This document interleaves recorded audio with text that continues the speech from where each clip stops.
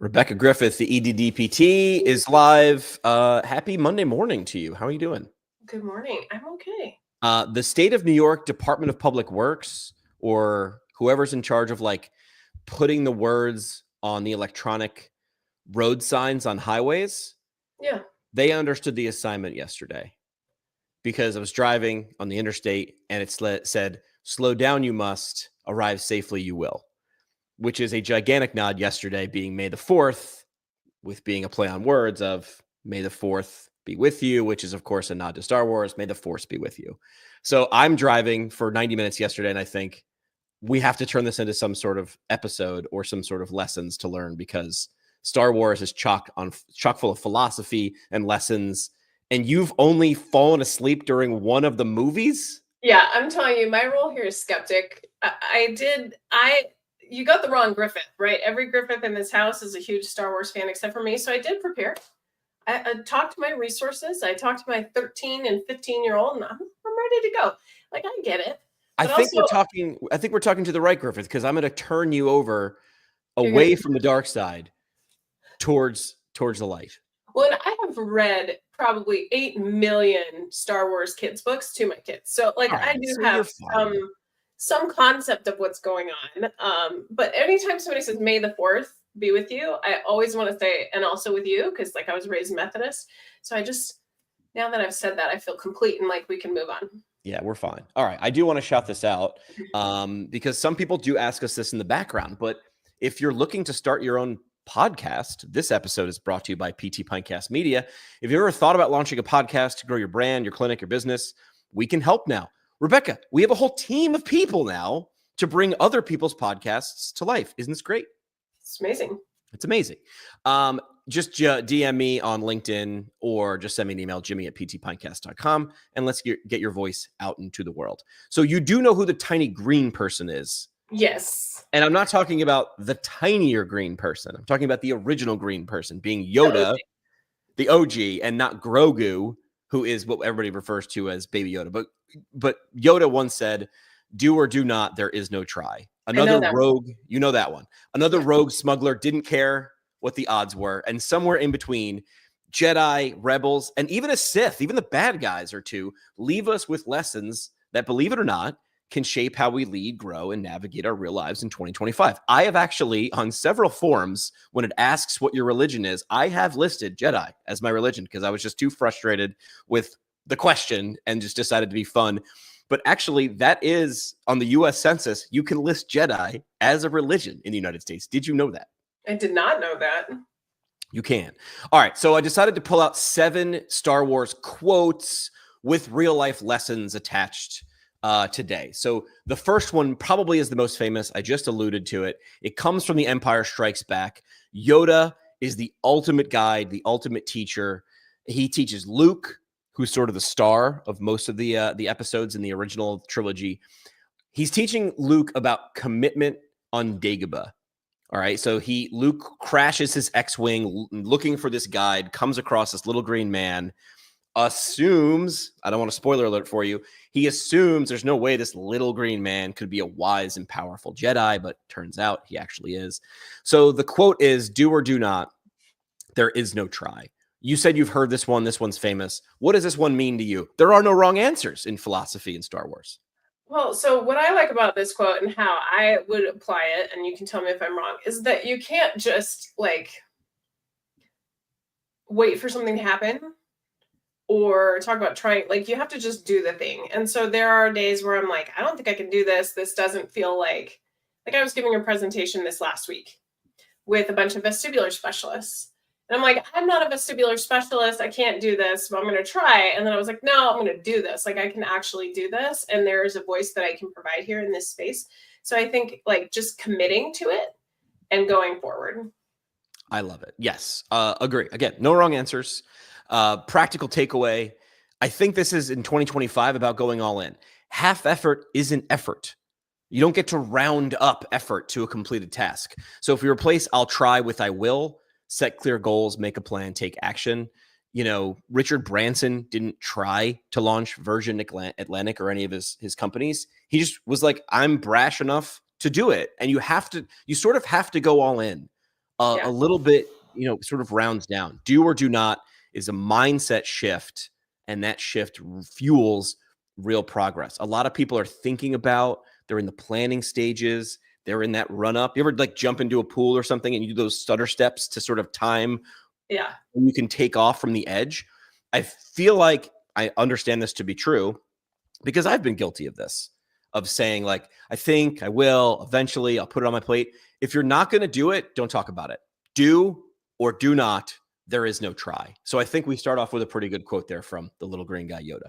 I think it's good for our patients too. Like, I need you all in on your recovery and we'll be all in on it together. But then my question for you is, who's your PT Yoda? Oh yeah. Who's Like, my PT Yoda personally? Yeah, if you were gonna say a physical therapist in your life was your PT Yoda, who would it be? Oh, Sky Donovan. She was my original Yoda from PT school. She was like, so, and that's the cool thing, right? Is like, you don't have to know. I know Sky Donovan in real life. I don't want to brag, but I know her in real life. But you don't have to. It could be sort of in disembodied voice. People use the Bible or the Quran or any like religious books as those things, right? Like, wasn't Jesus like the original Yoda, right? Had a bunch of disciples or whatever. So I think you can look at this as anything. They could be a real person, or they could be a person in religion, or they could be a movie. We're going through Star Wars, right? We're pretending these people were real. But I think the lessons that they were teaching is real. What about you? Oh, probably Lisa Van Hoos. I mean, there you go. So why? What about Lisa? Because everything she says comes out of her mouth is a lesson, right? And even if it's not intended to be that way, I take it that way, and I always think more deeply and leave better than I came. Even when I think I'm really right about something, she's like, well, she always asks the right question, I guess. Yeah, no, so I've said this before. Sky Donovan was the worst professor I ever had because I would ask her can you tell me the answer to this question? And she'd be like, let's talk it through. And I'm like, no, I just want the answer. And she was smart enough to understand by giving me the answer, it would be stopping my growth. Instead, of course, good teachers would make you think, or why did you think that answer was wrong? Or what was your thought process? Or I could see that, or how do you think it now? Like, right? It's like, it's such a trick. It's such a Jedi mind trick of what really good, that's where it comes from, right? Is like getting you to think, because the purpose of really good teaching or leading is like that person's not going to be there in every context. So maybe them teaching you how to think, not what to think. I think that's probably a lesson too, is if someone's trying to tell you what to think, probably not a good mentor. Yeah, I think you're probably right. That's a guru, right? Yeah. Okay. Trying to think. We'll get to it, but are there gurus in Star Wars? We'll get to it. All right. Quote number 2 and lesson number 2, a day after May the 4th be with you. How about this one? Are you familiar with Qui-Gon Jinn? No.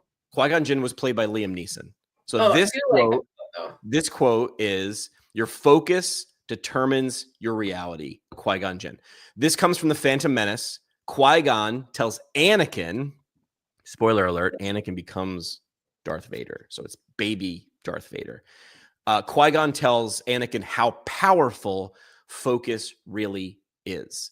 So a real life application is your focus determines your reality. In a world of noise, listen, we're doing a live stream right now. You're watching it on a social platform while you're listening to audiobooks. You're half doing your job, or you're driving when you're listening to this as released on a podcast. In a world full of noise, your focus is your most valuable currency. That's the 2025 application. So you haven't watched Phantom Menace, right? What was the one Star Wars movie that you did watch? The one with the girl in it and Luke Skywalker. Oh, like, so Carrie Fisher? No, like the new girl. Oh, Rey. So one of the, got it. So she's badass. Yeah, right. My dog has that as one of her middle names because of that character. Oh, well, you obviously embrace the Force in the Griffith household. So your focus determines your reality. Even without listening to Qui-Gon Jinn or watching the Phantom Menace, how would you take this, or what is your takeaway of your focus determines your reality? I think mindset matters. And so I talk to my kids about that a lot. Like, your mindset around this matters, and how you like. So one example, my son won the Mile High League champion for the 1600, the 3200, the 800, the 4x800 this last weekend. And last year, when he was like really getting into varsity track and cross country, I was talking to him about his mindset right before he raced, because he'd be like, I'm not going to be able to do this. I can't do this. Maybe if I get like this place, then maybe I'll be able to keep going. And I was like, no, like we've got to like replace those thoughts with our focus on you're prepared, you're fast, you're ready to succeed, like really focusing on that performance mindset. And I think this is part of that. And the first time I tried to do that with him, he was like, this is ridiculous. I was like, I promise all the high level athletes do this. And we made up a mantra for him to focus on until he got through that race. And that was the best race he'd had to date. And he qualified for state as a freshman, was like ready to go. He was like, it worked, Mom. Like, I did it. And so now we do this routinely. And he's just crushing it. He was league MVP and he's just doing great. And so we apply that in different ways, whether it's like school, tests, like business, all of that. Like, what is your mindset around this? How can we shift that? Love it. Yeah, it's funny that you bring up athletes because there's a very famous athlete who has used your focus to determine your reality. Michael Phelps was like huge. Like, I mean, that's probably the first time I ever heard of like visualizations on that level. Michael Phelps, Olympic swimmer, champion, multiple record holder of all time. We used to stay laser focused in things like running and swimming when there isn't a ball to chase. And I know this because I am a runner and a swimmer, mediocre at best at both. If you lose your focus in these things, it can get real hard to continue training. I mean, swimming is the ultimate sport where you go from point A to point A and try to go as quickly as possible. It's like, how do you stay motivated that way? So you have to visualize like how these things are going to go. I think it was a lesson somewhere. I think I heard it on a podcast. Michael Phelps' coach, can't remember his name, but a famous swimming coach, somehow like his goggles came off at a practice race and he was like, you keep going, because if that happens in the final heat of the 100 butterfly, what are we going to do? Ask for a redo? There's no takes backsies. So you visualize what would happen in all those situations or how you want this to go. But if something goes sideways, if you visualized it and practiced it, you're better prepared for it. So I think Qui-Gon's advice here is pretty good, and from the Phantom Menace. Well, I think also when you have that focus, you do the work to go with it. It's Correct. not just manifesting, right? It's like, I don't know, people say giving feet to prayer. Like that's kind of what this is. Like your focus becomes your reality because you're focused on it. So you do the work that you need to do to get there. Yeah. Okay. So that's Qui-Gon. That's number 2. Third quote from Star Wars. How about this one? Obi-Wan Kenobi says, in my experience, there's no such thing as luck. He drops this to Han Solo in A New Hope. Essentially, it's not about luck. It's about preparation. Real life application, take ownership. Success usually comes from effort, not chance, or put in the reps, prep hard, and then you're ready when opportunity strikes. Yeah. So having never heard this one, in my experience, there's no such thing as luck. How would you take this lesson, or how would you teach this lesson to someone? I feel like people say things like that a lot. Like, that person's just so lucky that they get to do that. They're just so lucky that they got chosen for that. He's so lucky that he won that race. When in fact, there's so much preparation work that really goes on behind the scenes. There are advantages different people have for sure. And I think we can acknowledge that. But for the most part, I think luck also doesn't really exist. In my life, if luck is coming around, it's usually something like, I'm so lucky that I got the last Diet Coke. It's not like I'm so lucky that I got that patient or whatever the case may be, because I agree I don't think there is such a thing as luck. Yeah, I agree. Do you know who Jimmy Carr is? He's like a British comedian. He's a European comedian. Super funny. I mean, if you like his humor, he's sharp. Like, he will mess with people. I had never heard of him until maybe a year ago when I, came across one of his short form clips online, and now I see him everywhere because that's how the internet works. He's got a great quote on this, right? So Obi-Wan says, in my experience, there's no such thing as luck. What you sort of made me think of was Jimmy Carr's quote, who's now massively famous. He says, everyone is jealous of what you've got. No one is jealous of how you got it.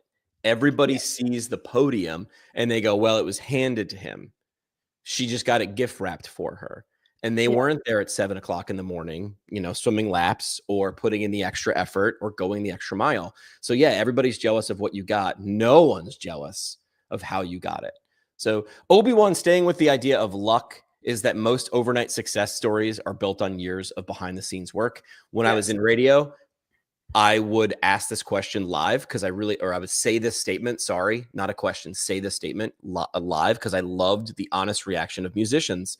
who I knew damn well were not overnight successes. But when someone's single breaks, next thing you know, everybody knows who they are and they're new, except that And it's their lucky break. And their lucky break. And so I love, famously, there was this band called Sick Puppies. They had a couple of really great songs. I loved a lot of their music, and I had them in studio. So like I had eye contact, and Shimon Moore, super charismatic lead singer. And I said something along the lines of like, Shim, like, guys are just an overnight success. Like one day you're just hanging out and the next day you're a success. And he looks and he's giving me that reaction. Like he wants to be like, no, you don't understand. It's not. And he sees the look on my face, which is like, I want you to tell everybody what you're feeling now. That of course it wasn't an overnight success. And of course it wasn't luck. There was opportunity, but you were prepared for it because of this 10,000 things that you did before that to put yourself in that position. All right. This next one, we're going to go back to the OG. We're going to go back to Yoda. Yoda warns a young Anakin in The Phantom Menace that fear breeds bad decisions. It doesn't just need to mean around battle or laser blasters or lightsabers or starships. Here's the quote: "Fear is the path to the dark side." I don't know if there was one line about good versus evil in all of the Star Wars canon. Fear is the path to the dark side. And it doesn't need to mean the fear of death or destruction.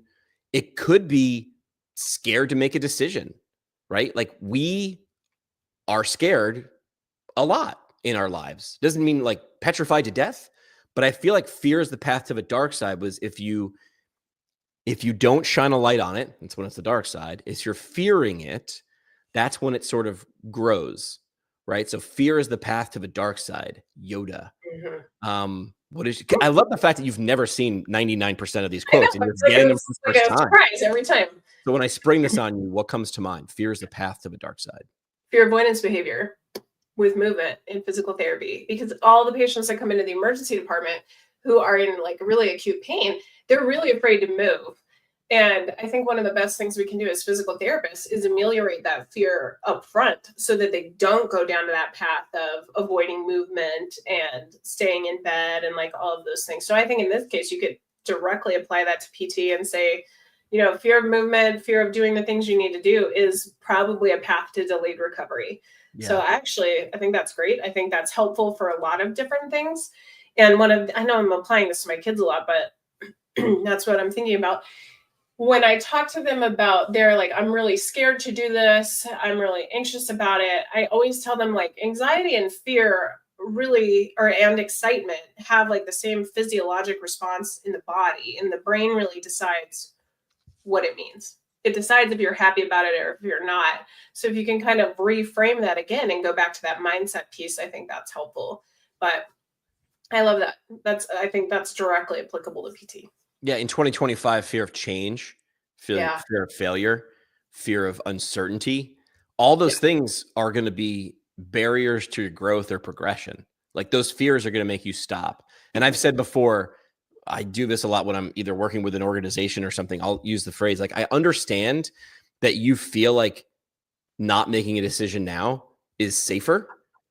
Yeah. But if you're crossing a road and then all of a sudden headlights come upon you and you're like, do I go forward or back? And you're like, let's just stand still.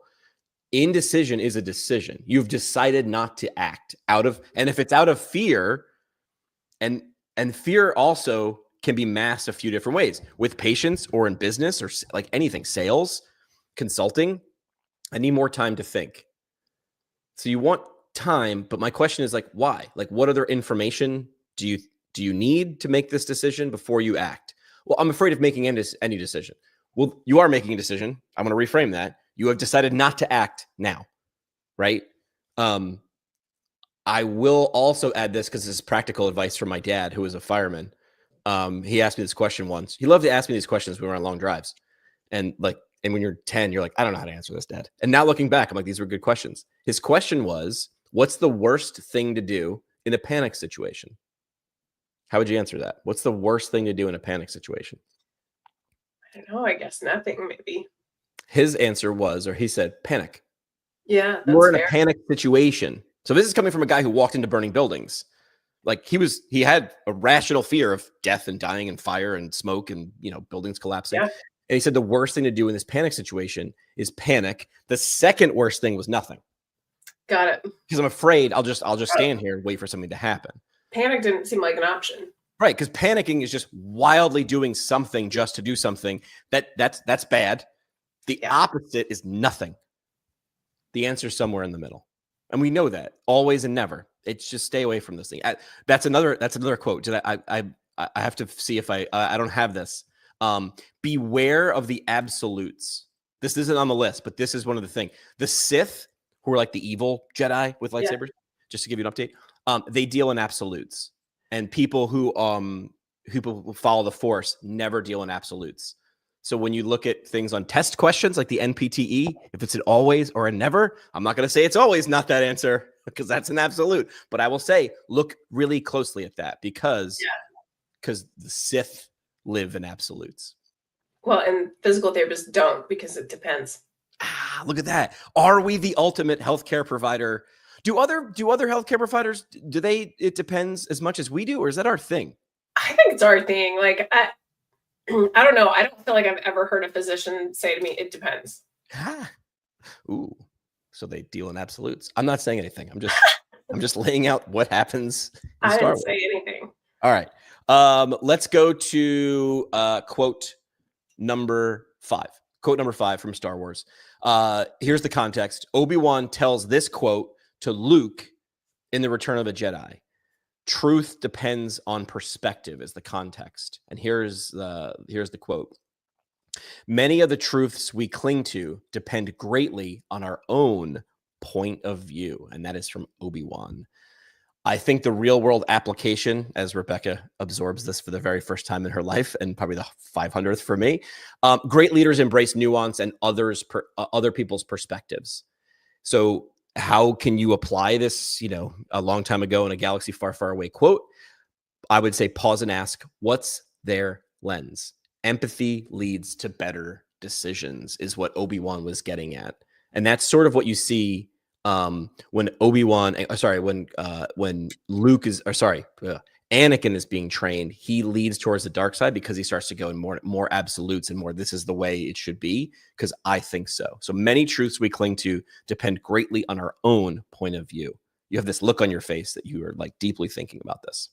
I was just like wholly pulled immediately towards United States politics. I mean, like, I don't even know where else to go with that. That's just exactly, yeah. I like how you just leave that there. Silence. I mean, you can take from that what you want, but I feel like that's a lot of where we are right now. Yeah. And it's a scary place to be, right? Which is if we're not listening to anybody else's lens and we're just going on our own, that feels, again, going back to that quote, only a Sith deals in absolutes. It signifies your descent into the dark side. Like you're just making what people want to follow you. So practical advice for many of the truths we cling to depend greatly on our own point of view. The best innovation teams thrive on diverse viewpoints. They are the best. They work really well. Like this is not a shock and this is not a feeling. This has been proven. Truth is rarely absolute. Yeah. Right. Understand others to lead better, as we get the lesson from Obi-Wan. All right, quote 6. This will be the last quote, but I have a bonus quote. So we're just going to go with 7. I don't know why I said this was, so this will be number 7. This is from Rogue One. And that's not like it's in the Star Wars universe, but it's not part of like the official, it's like a side journey, but an important one because it's referenced as a really pivotal moment. And the quote is, rebellions are built on hope. This is from Rogue One. Jyn Erso's rallying cry is about belief when the odds look bad. Real life applications for this. Hope's fuel. And when you don't have any, it's real hard to go anywhere or get anything done. And when things get tough, your mindset, I'm not even going to say matters most. It might be all you have. Like sometimes the only thing you have is your mindset. And that's really easy to say when you don't have anything, but it is important to remember. So rebellions are built on hope. I love that. And I feel like that's kind of where I'm trying to be at with physical therapy, right? Like I have so much hope for the direction that our profession could go. I just think we need to make changes. And I had another PT reach out to me this last week and she said, I heard you talking about how you manipulate in the hospital, you do manual therapy in the hospital, you do dry needling, you do all of these things. And I see other people doing things like postpartum care, and I see PT in the ED, and I just feel like all I'm allowed to do is get people out of bed and into a chair. And that's not how I want to practice. And so she said, I pushed back. And I said, my practice is my practice, and I would like to progress my practice in this facility. And her managers were like, nope, like that's not how we do things here. That's not like what we do. We're not doing that. And she kept pushing back, and she brought more evidence to them and things like that. And so for me, when I talk to people about top of scope practice and like progressing our ability to innovate in the future and like really transform society as physical therapists, we can't keep doing things the way we always have done. We're not going to survive from a fiscal perspective, but we're also not going to survive from like a utility perspective or a transformation perspective. And so I love that. I love this quote. We need a PT rebellion, and we're like in it to win it. I love it.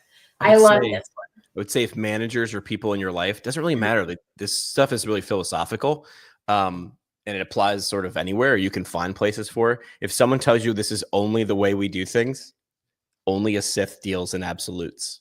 Like, do they also say this is the way we've always done it? That's an absolute. This is the way we've always, because what they're also saying, this is the way we've always done it. This is the way we will do it. That is absolute, right? I don't know if I want to work with people or work around people or have people in my personal life who deal in absolutes. Every presentation I give, I start with like a mindset conversation. So we can go back to that quote about mindset. And I say, I need you to imagine how things could be, not how things are. Because if you listen to this conversation from the perspective of this is the way we have to do it, and I can't do that, I'm not allowed to do that, then we won't ever move forward.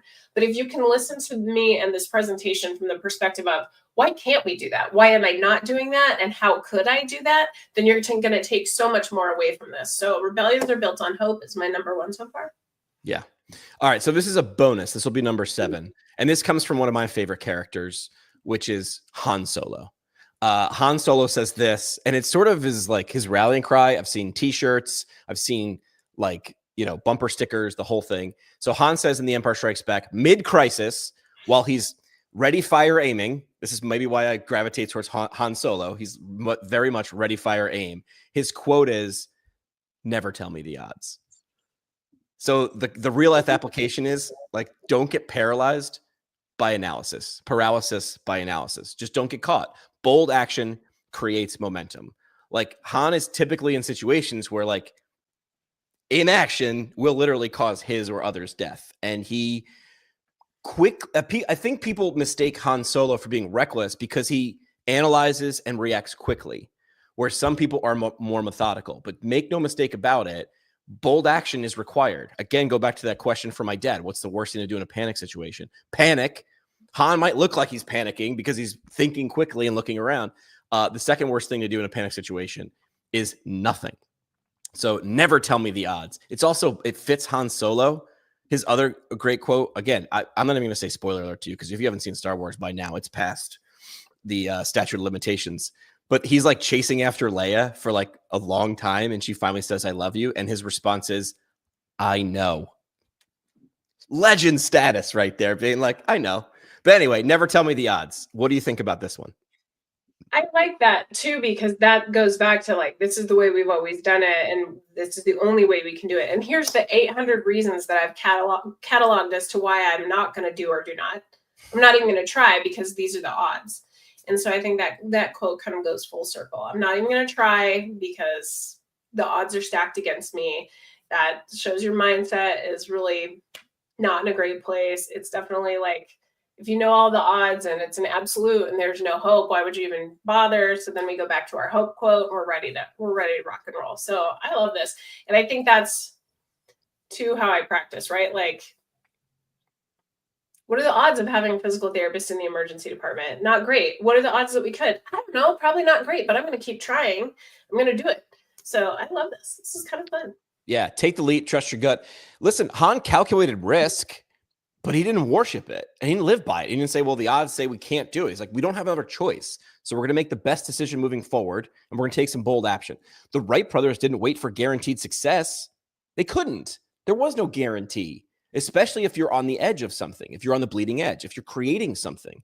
This is why artists are often looked at as crazy people, right? There was that great ad from Apple, like this is for the crazy ones, the risk takers, the people who leap. Like history never mentions the people who played it safe. Like it just doesn't. History writes the stories about people who broke the rules and broke the mold.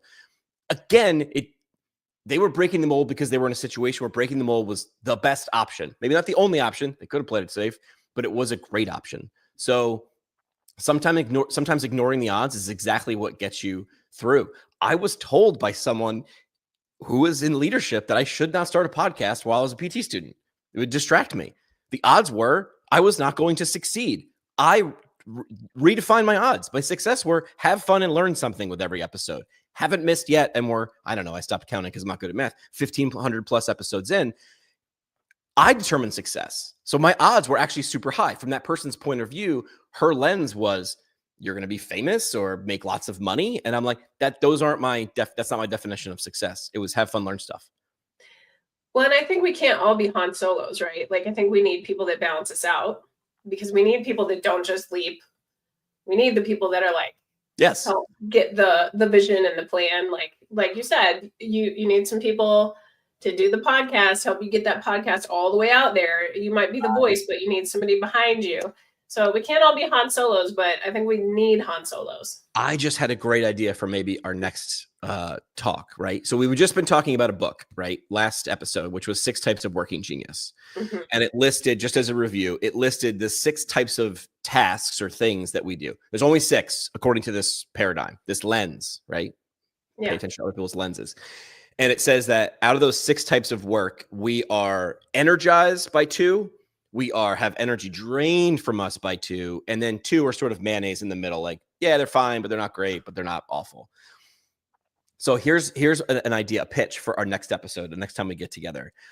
I will lay out to you the characters, because you haven't watched Star Wars. This is great. You have a 0 fresh lens. You have no preconceived ideas.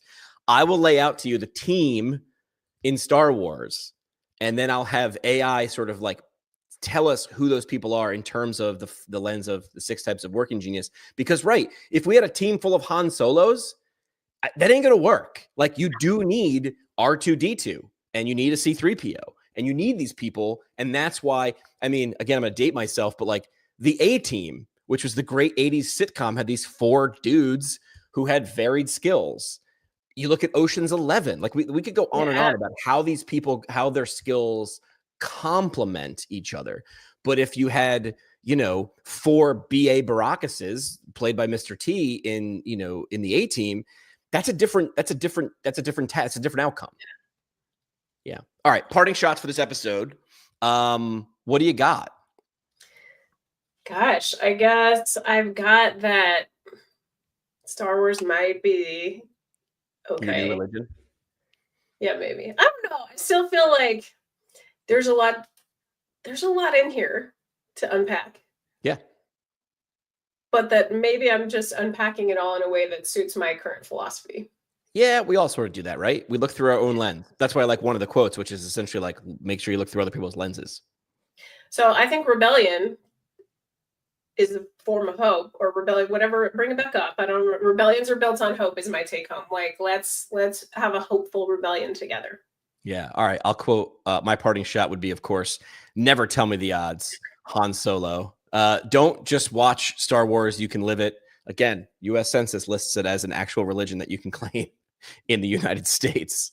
Would love to hear your favorite quote if you heard one and you want to agree with one of the 7 that we brought up, or if you have one from the hours and hours and hours worth of Star Wars stuff and fan fiction stuff. Subscribe to Rebecca's podcast, the EDDPT. Where are you going in the world next? You were just in Chicago. Where are you going next? Durham. I'm going to go to Durham at the end of the month for the House of Duplicates, which is a mock House of Delegates for PT students. All right. And throw people your website. theeddpt.com. All right. We'll see you guys next week. And I will say it. May the force be